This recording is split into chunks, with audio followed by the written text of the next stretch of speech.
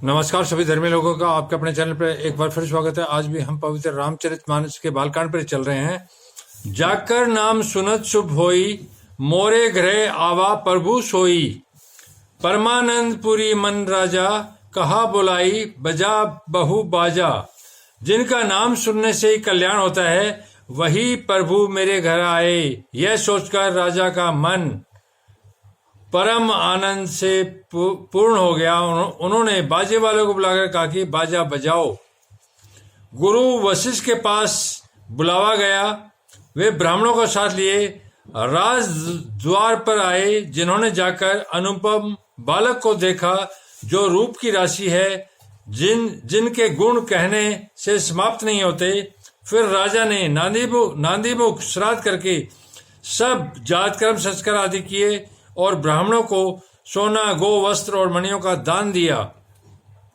ध्वजा, पताका, तोरणों से नगर छा गया। जिस प्रकार से वह सजाया गया उसका तो वर्णन ही नहीं हो सकता। आकाश से फूलों की वर्षा हो रही है। सब लोग ब्रह्मानंद में मग्न है। स्त्रियां झुंड की झुंड मिलकर चली, स्वाभाविक श्रृंगार किए। वे उठ दौड़ी सोने का कलश लेकर और थाली में मंगल द्रव्य भरकर गाती हुई राजद्वार में प्रवेश करती है। वे आरती करके निछावर करती है और बार बार बच्चे के चरणों पर गिरती है। मागध, सूत, बंदीजन और गवैये रघुकुल के स्वामी के पवित्र गुणों का गान करते हैं। राजा ने सब किसी को भरपूर दान दिया। जिसने पाया उसने भी नहीं रखा, लुटा दिया। नगर की सभी गलियों के बीच बीच में कस्तूरी, चंदन और केसर की कीच मची गई। घर घर मंगलमय बधावा बजने लगा, क्योंकि शोभा के मूल भगवान प्रकट हुए हैं। नगर के स्त्री पुरुषों के झुंड जहां तहां आनंद मग्न हो रहे हैं। केकई और सुमित्रा, इन दोनों ने भी सुंदर पुत्रों को जन्म दिया। उस सुख, संपत्ति और समय और समाज का वर्णन सरस्वती और सतपों के राजा शेष जी भी नहीं कर सकते। अवधपुरी इस प्रकार सुशोभित हो रही है, मानो रात्रि प्रभु से मिलने आई हो, और सूर्य को देखकर मानो मन में संकुचा गई हो। परंतु फिर भी मन में विचार कर वह मानो संध्या बनकर रह गई हो। अगर की धूप का बहुत सा धुआं मानो संध्या का अंधकार है, और जो अबीर उड़ रही है वह ललाई है। महलों में जो मणियों के समूह हैं वे मानो तारागण हैं। राजमहल का जो कलश है वही मानो श्रेष्ठ चंद्रमा है।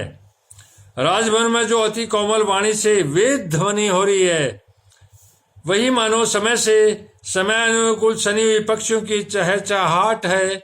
यह कौतुक देखकर सूर्य भी अपनी चाल भूल गए। एक महीना उन्होंने जाता हुआ न जाना, अर्थात एक महीना वहीं बीत गया। अर्थात सूर्य भगवान भी उस जगह अवधपुरी में रुक गए श्री राम के जन्म पर।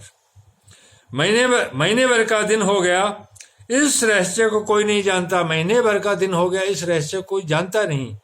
सूर्य अपने रथ सहित वहीं रुक गए। फिर रात किस तरह से होती? सूर्य अपने रथ सहित अवधपुरी में भगवान श्री रामचंद्र जी जन्म पर रुक गए, तो रात फिर किस तरह से होती? इस तरह एक महीने का दिन हो गया। यह रहस्य किसी ने नहीं जाना। सूर्य देव भगवान श्री राम जी का गुणगान करते हुए चले।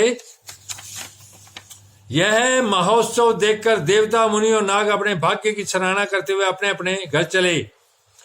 हे पार्वती, तुम्हारी बुद्धि श्री राम के चरणों में बहुत दृढ़ है, इसलिए मैं और भी अपनी एक चोरी छिपाव की बात कहता हूं। ये भगवान शिव माता पार्वती को बता रहे हैं। सुनो, काक भुसुंडी और मैं दोनों वहां साथ साथ थे, अर्थात श्री रामचंद्र जी के जन्म पर सवै देवों के देव महादेव काक भुसुंडी के साथ मनुष्य रूप होने के कारण मनुष्य रूप बनकर उस अवधपुरी में मौजूद थे श्री रामचंद्र जी के जन्म पर, परंतु मनुष्य रूप होने के कारण हमें कोई न जान सका। यह स्वयं शिव ने माता पार्वती को बताया है। परम आनंद और प्रेम के सुख में फूले हुए हम दोनों मग्न मन से मस्त हुए गलियों में तन मन की शुद्धि भूले हुए फिरते थे, परंतु यह शुभ चरित्र वही जान सकता है जिस पर श्री राम जी की कृपा हो। इस शुभ चरित्र को जो मैंने अभी आपको बताया है कि भगवान श्री रामचंद्र जी के जन्म पर शिव भगवान भी वहां मौजूद थे, उनके जन्म पर, इस चरित्र को वही जान सकता है जिस पर श्री राम जी की कृपा हो। उस अवसर पर जो जिस प्रकार आया और जिसके मन को जो अच्छा लगा, राजा ने उसे वही दिया। हाथी, रथ, घोड़े, सोना, गोए, हीरे और भांति भांति के वस्त्र राजा ने दिए। राजा ने सबके मन को संतुष्ट किया। इसी से सब लोग जहां था आशीर्वाद दे रहे थे कि तुलसीदास के स्वामी सब पुत्र चारों राजकुमार चिरजीवी दीर्घायु हो। इस प्रकार कुछ दिन बीत गए। दिन और रात जाते हुए जान नहीं पड़ते थे। तब नामकरण संस्कार का समय जानकर राजा ने ज्ञानी मुनि श्री वशिष्ठ जी को बुला भेजा। मुनि की पूजा करके राजा ने कहा, हे मुनि, आपने मन में जो विचार रखे वे नाम रखिए। मुनि ने कहा, हे राजन, इनके अनुपम नाम है, फिर भी मैं अपनी बुद्धि के अनुसार कहूंगा। ये जो आनंद के समुद्र और सुख की राशि है, जिस आनंद सिंधु के एक कण से तीनों लोग सुखी होते हैं, उन आपके सबसे बड़े पुत्र का नाम राम है, जो सुख का भवन और संपूर्ण लोगों को शांति देने वाला है, जो संसार का भरण पोषण करते हैं। उन आपके दूसरे पुत्र का नाम भरत होगा, जिनके स्मरण मात्र से शत्रु का नाश होता है। उनका वेदों में प्रसिद्ध शत्रुधन नाम है, जो शुभ लक्षणों के धाम श्री राम जी के प्यारे और सारे जगत के आधार हैं। गुरु वशिष्ठ ने उनका लक्ष्मण ऐसा श्रेष्ठ नाम रखा। गुरुजी ने हृदय में विचार कर ये नाम रखे और कहा, हे राजन, तुम्हारे चारों पुत्र वेद के तत्व साक्षात परात्पर भगवान हैं, जो मुनियों के धन, भक्तों के सर्वस्व और शिव जी के प्राण हैं। उन्होंने इस समय तुम लोगों के प्रेमवश बाल लीला के रस में सुख माना है। बचपन से श्री रामचंद्र जी को अपना परम हितैषी स्वामी जानकर लक्ष्मण जी ने उनके चरणों में प्रीति जोड़ ली। अर्थात जो छोटे भ्राता हैं लक्ष्मण जी, उन्होंने उसको सब कुछ मानकर श्री रामचंद्र जी को उनके चरणों में जगह प्राप्त कर ली थी। भरत और शत्रुघ्न दोनों भाइयों में स्वामी और सेवक की जिस प्रीति की प्रशंसा है, वैसी ही स्वामी और सेवक की प्रीति जैसा प्यार हो गया। श्याम और गौर शरीर वाली दोनों सुंदर जोड़ियों की शोभा देखकर माताएं तृण तोड़ती है, अर्थात घास के तिनके तोड़ती है, जिसमें दीठने लग जाए।